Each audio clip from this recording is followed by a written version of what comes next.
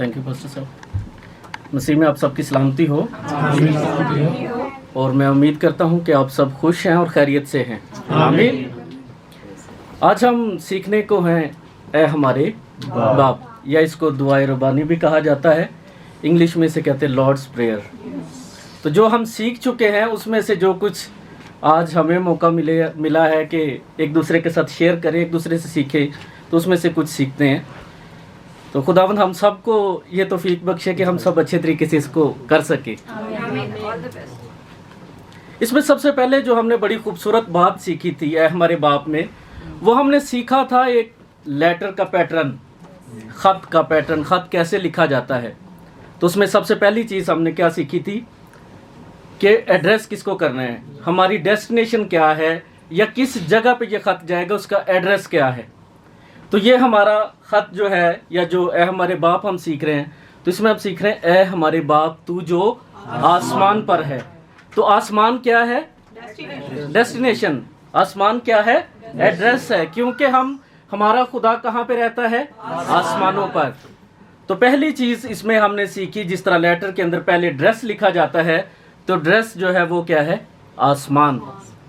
दूसरी चीज़ हमने सीखी, जिसको मुखातिब किया जाता है या जिसके नाम पर लिखा जाता है, तो वो कौन है? किसको हम अपनी रिक्वेस्ट लिख रहे हैं? बाप को। तो दूसरी चीज़ है हमारा बाप, जिसको हम ये अपनी रिक्वेस्ट लिख रहे हैं। पहली चीज़ क्या? एड्रेस। दूसरी चीज़ जिसके नाम पे खत लिखा जा रहा है, और तीसरी चीज़ क्या है? हमारी रिक्वेस्ट। इसमें रिक्वेस्ट क्या है हमारी? है हमारे बाप में, हमारे रोज़ की रोटी हमें दे, हमारे कसूर हमें माफ़ कर। तो ये सारी चीज़ें क्या है? ये हमारी रिक्वेस्ट है। फिर इसको रिपीट करते हैं। पहली चीज़ क्या है? डेस्टिनेशन, आसमान। दूसरी चीज़ क्या है? जिसको मुखातिब किया गया है, जिसके नाम पर लिखा गया, वो है हमारे बाप। तीसरी चीज़ क्या है? हमारी रिक्वेस्ट। और तीसरी चीज़ है खुदा की बादशाही में इसको रखना, खुदा के हजूरी में इसको रखना। ये चौथी चीज़ है कि खुदा की हजूरी में इसको रखना, खुदा की बादशाही में इसको रखना। और उसके बाद खत के एंड पे हम क्या करते हैं? आमीन की मोहर लगाते हैं, या जिसको खत को सील कर दिया जाता है, बंद कर दिया जाता है। इसके बाद क्या है हमारी इस दुआ में हम क्या सीखते हैं कि आमीन जो है वो क्या है? इसकी मोहर है। और आमीन का मतलब क्या है? ऐसा ही हो। और ईमान से कहना है कि ऐसा ही हो, और यकीनन खुदा करता है और वैसा ही होता है। आमीन। और उसके बाद लास्ट पे है डेट लिखी जाती है। तो ये जो दुआए रुबानी है, डेट क्या होनी चाहिए? कभी कभार, हफ्ते में एक बार, महीने में एक बार, हर रोज, बिला नागा। बिला नागा क्या करनी है? दुआ करनी है। तो इस पैटर्न से हम क्या सीखते हैं कि हमने जो हमारा खुदा है वो आसमानों पर है, हमने लिखना ए हमारे बाप, उसके हजूर हम अपनी रिक्वेस्ट रखनी है, खुदा की बादशाही में अपनी रिक्वेस्ट को रखना है, और उसके बाद हर रोज रखना है, और उसके बाद आमीन की उसके ऊपर मोहर लगानी है। आमीन। इसमें आगे बढ़ते हैं तो छठे बाब की 9वीं आयत में क्या लिखा है? मत्ती 6 बाब, उसकी 9वीं आयत अगर आपके पास है तो खोल ले मेरे साथ।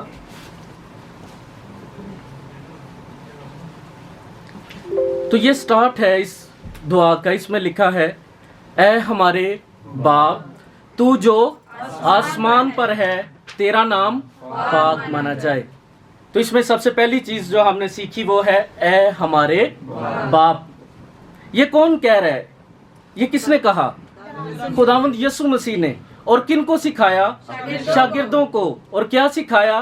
कि जब तुम दुआ करो तो स्टार्ट क्या करो? ए हमारे बाप। तो इसमें हमने ये सीखा है कि जब हमारे का लफ्ज़ आ जाएगा या हमें का लफ्ज़ आ जाएगा, तो ये अकेले की प्रेयर नहीं रहेगी, बल्कि ये कलेक्टिव हो जाएगी। ये इसमें सब शामिल हो जाएंगे।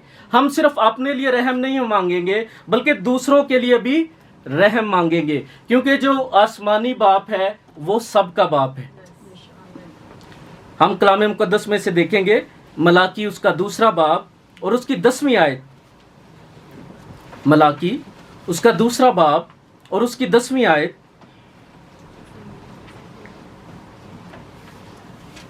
जी भाई हरून आप पढ़ेंगे।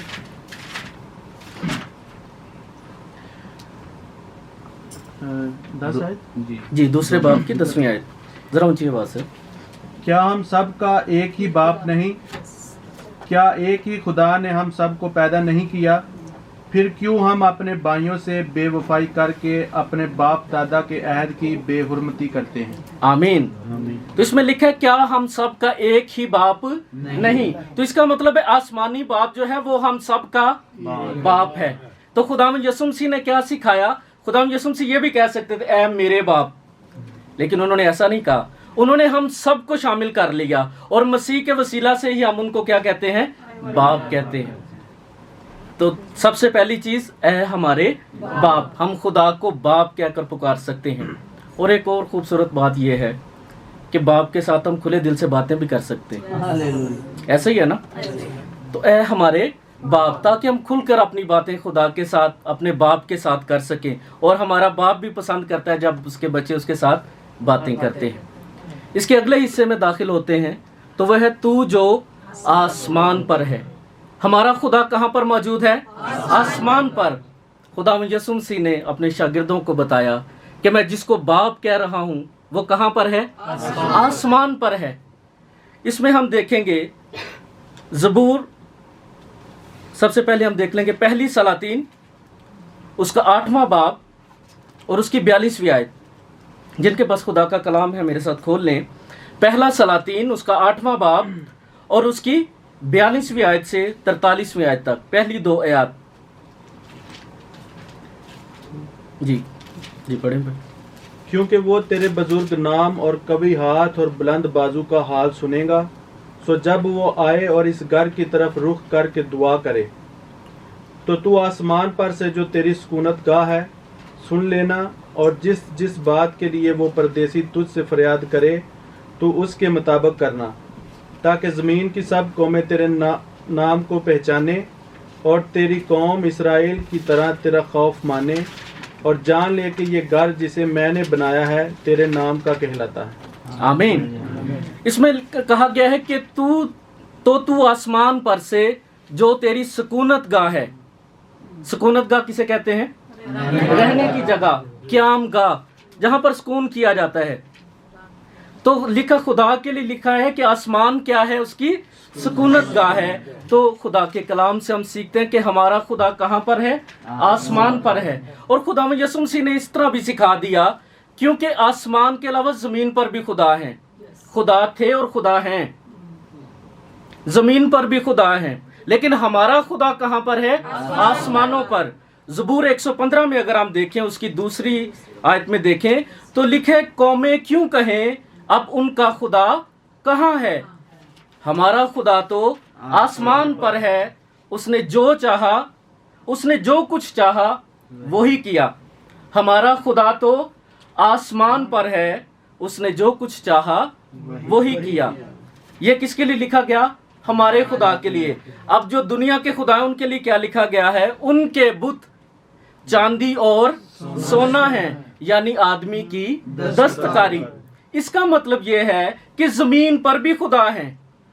दुनिया के ऊपर बहुत सारे खुदा हैं, जमीन पर भी खुदा हैं। दुनिया बुतों को पूजती है, दुनिया आग की परस्तिश करती है, दुनिया और काफी सारी चीजें हैं जिनको अपना खुदा मानती है, लेकिन जिसको हम खुदा मानते हैं वो कहां पर है? आसमानों पर। हालेलुया। उसके बाद आगे बढ़ते हैं तो लिखा है, तेरा नाम पाक माना जाए। किसका नाम? खुदा का नाम पाक माना जाए। खुदा का नाम इसलिए पाक माना जाए क्योंकि वो कदूस है, क्योंकि वो खास है। और खुदा के बहुत सारे नाम हैं जिनसे खुदा के नाम की बढ़ाई होती है, वडियाई होती है।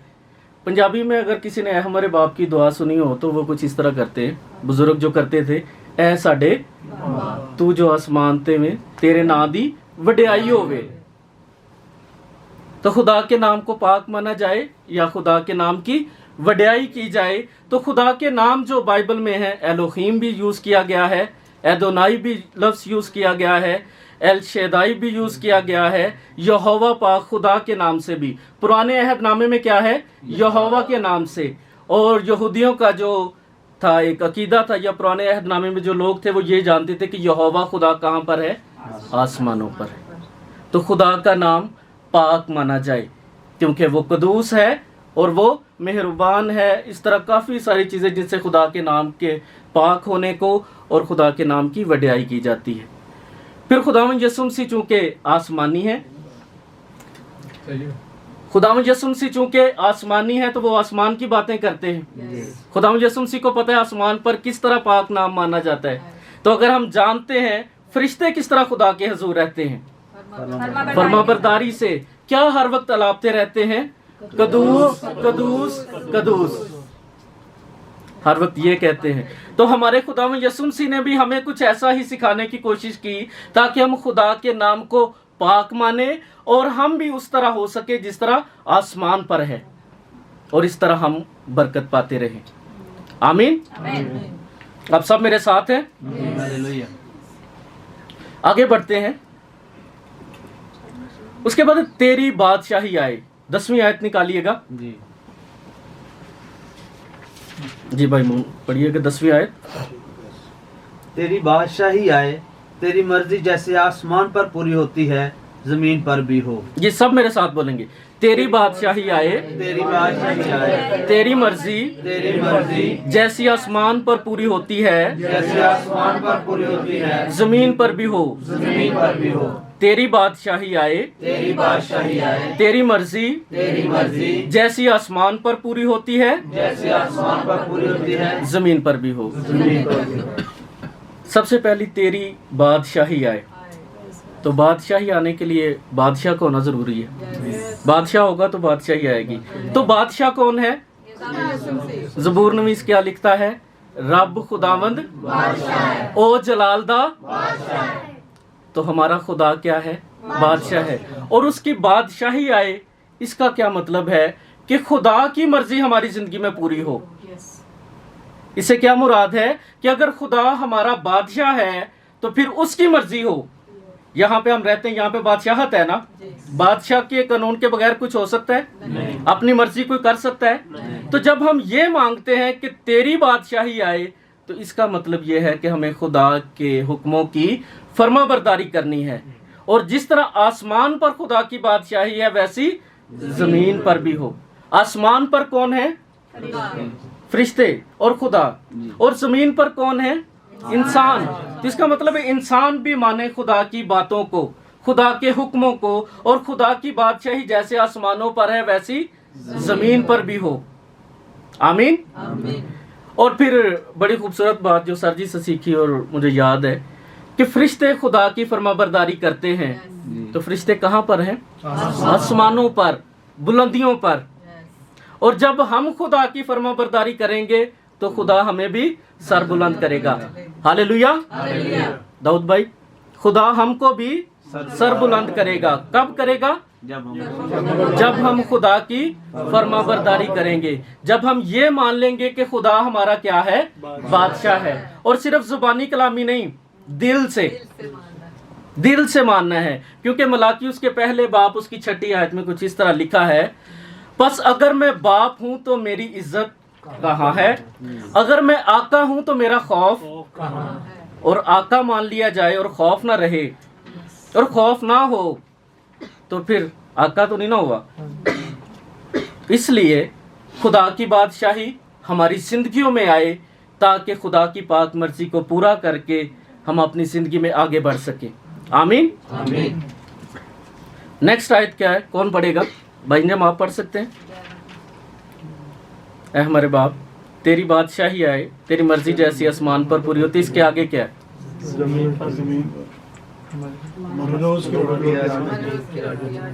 हमारे रोज की रोटी। ये जो आयत है इसमें इंसान की जरूरत के मतलब जो हमने लिखा ना, रिक्वेस्ट अपने खुदा के हुजूर रखनी है। तो ये रिक्वेस्ट है क्या? हमारे रोज की रोटी आज हमें दे। रोटी क्या है? जरूरत है। जिंदा रहने के लिए क्या है? जरूरत है। और क्या कभी कभी जरूरत है? हर रोज जरूरत है। और रोज भी क्या दिन में एक बार जरूरत है? 3 बार जरूरत है। और फिर हम जिंदा रहते हैं। तो हमारे रोज की रोटी आज हमें दे। इसमें भी जो लफ्ज लिखा है हमारे रोज की रोटी, تو ہمارے سے کیا مراد؟ کیا ایک نے اپنے لیے مانگنی ہے؟ نہیں، بلکہ سب کے لیے مانگنی ہے۔ اس کا مطلب یہ ہے کہ جب ہم دعا کرتے ہیں تو جو چیزیں مجھے ضرورت ہیں مجھے دوسروں کے لیے بھی مانگنی ہے، جو چیزیں میں سمجھتا ہوں میرے لیے اچھی ہیں مجھے دوسروں کے لیے بھی مانگنی ہے۔ تو جب ہم مانگتے ہیں ہمارے روز کی روٹی، تو خدا جو سورسز ہمیں مہیا کرتا ہے اس کا مطلب ہے اس میں دوسروں کا بھی حصہ ہے۔ ہاللیلویا۔ اور ہمیں کیا کرنا ہے؟ شیئرنگ کرنی ہے، بانٹنا ہے، اور اس طرح ہم کہہ سکتے ہیں کہ ہماری روٹی میں جب روٹی جو ہمیں ملی ہے اس کے اندر دوسروں کا بھی حصہ شامل ہے۔ اس کے بعد پھر ہم نے سیکھا بھوک کے متعلق کہ بھوک کب لگ جاتی ہے، تو اس میں ایک اسپیسیفک ٹائم ہم نے دیکھا 6 to 8 hours، یعنی کہ ہر 6 سے 8 گھنٹے کے درمیان کیا ہے ہمیں بھوک لگ جاتی ہے، ہمیں کھانے کی طلب ہوتی ہے۔ تو پھر اسی طرح کیا ہمیں دعا کی طلب بھی ہوتی ہے؟ جس طرح ہر 6 گھنٹے کے بعد یا ہر 8 گھنٹے کے بعد ہمیں بھوک لگ جاتی ہے، کیا اسی طرح ہمارے اندر یہ ہونا چاہیے کہ 6 گھنٹے کے بعد مجھے پریئر کرنی ہے، ہر 8 گھنٹے کے بعد مجھے پریئر کے لیے بیٹھنا ہے، مجھے کمی محسوس ہو رہی ہے کہ مجھے دعا کرنی چاہیے، کیونکہ زبور نویس لکھتا ہے کہ شام صبح دوپہرہ نو میں فریاداں گزاراں۔ کتنے ٹائم؟ شام صبح دوپہرہ نو میں فریاداں گزاراں۔ تو اس طرح وہ 3 جو اوقات ہیں ان کا ذکر کرتا ہے کہ وہ خدا کے حضور اپنی فریادیں گزارے۔ 12ویں آیت، جس طرح ہم اپنے قرض داروں کو معاف کرتے ہیں تو بھی ہمارے قرض ہمیں معاف کر۔ قرض کس چیز کی نمائندگی کرتا ہے؟ گناہ کی، اور گناہ جب تک ہماری زندگی میں ہے اس وقت تک سکون نہیں آتا۔ گناہ ہماری زندگی کو بے سکون کر دیتا ہے، اور بے سکونی کا عالم رہتا ہے جب تک گناہ معاف نہیں ہو جاتے۔ اس وجہ سے خدا کے حضور ہمیں یہ التجا کرتے رہنا چاہیے کہ اے خدا ہمارے گناہ ہمیں معاف کر۔ لیکن میرے عزیزو یہاں پہ ایک اور بڑی اچھی بات خدا نے ہمارے لیے رکھ دی ہے، لکھے جس طرح ہم اپنے قصورواروں کو یا جس طرح ہم اپنے قرض داروں کو کیا کرتے ہیں؟ معاف کرتے ہیں۔ تو اس میں اگر ہم یہاں پہ رک جائیں اور دیکھ لیں کہ کیا ہم بھی معاف کرتے ہیں، تو پھر یقیناً جو ہے ہمارا خدا ہمیں کیا کرتا ہے؟ معاف کر دیتا ہے۔ اور ہمارا خدا معاف ہمیشہ ہمیں کرتا ہے، ہمیشہ ہم پر رحم کرتا رہتا ہے، لیکن ضرورت اس بات کی ہے کہ ہم بھی دوسروں کو، اور اس طرح کیا ہوتا ہے کہ خدا کی صفت ہمارے اندر آ جاتی ہے، خدا معاف کرتا ہے، اور اس طرح خدا کی صفت جو ہے وہ ہمارے اندر آ جاتی ہے۔ ہاللیلویا۔ اور لاسٹ میں ہے ہمیں آزمائش میں نہ لا بلکہ برائی سے بچا۔ آزمائش جو ہے وہ 2 طرح کی سیکھی ہم نے، روحانی اور جسمانی۔ جس طرح خدا یسوع مسیح کے متعلق کلام خدا میں لکھا ہے کہ ان کو بھی آزمایا گیا، ابلیس نے انہیں آزمایا۔ تو آزمائش جو ہے وہ ہماری زندگی میں آ جاتی ہے۔ اگر ہم دیکھیں یعقوب اس کا پہلا باب اور اس کی 14ویں آیت، تو اس میں کچھ اس طرح لکھا ہے، ہاں ہر شخص اپنی ہی خواہشوں میں کھنچ کر اور پھنس کر آزمایا جاتا ہے۔ یعنی کہ آزمائش آ جانے کی وجہ ایک اس میں کیا لکھے؟ انسان کی اپنی خواہشیں، وہ اسے کس میں ڈال دیتی ہیں؟ آزمائش میں ڈال دیتی ہیں۔ اور اس کے بعد زبور 119 اور اس کی 13ویں آیت میں اگر ہم دیکھیں تو وہاں پہ لکھا ہے کہ تو اپنے بندہ کو بے باکی کے گناہوں سے بھی باز رکھ، وہ مجھ پر غالب نہ آئیں تو میں کامل ہوں گا اور بڑے گناہ سے بچا رہوں گا۔ یہاں پہ بے باکی کے گناہ سے مراد جو ہے وہ ہے گستاخی کرنا۔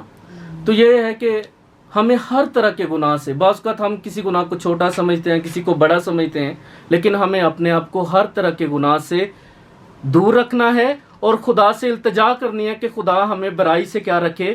محفوظ رکھے۔ اور برائی سے مراد جو ہے وہ ہے ابلیس۔ خدا ہمیں ابلیس کے ہاتھوں سے محفوظ رکھے، اور نہ صرف مجھے، ہم سب کو کیا ہے؟ ابلیس کے ہاتھوں سے محفوظ رکھے، تاکہ ہم ابلیس کے ہاتھوں سے بچے رہیں اور خدا کی پاک مرضی کے مطابق اپنی زندگی کو گزارتے رہیں۔ ہاللیلویا۔ اور لاسٹ میں اس کی کلوزنگ اس طرح ہے، جو کیونکہ بادشاہی قدرت اور جلال ہمیشہ تیرے ہی ہیں. بادشاہی کس کی؟ خدا کی. قدرت کس کی؟ خدا کی. اور جلال کس کے نام کو؟ خدا کے نام کو، نہ کہ انسان کے نام کو. تو خداوند ہم سب کو ایسا کرنے کی توفیق دے. آمین.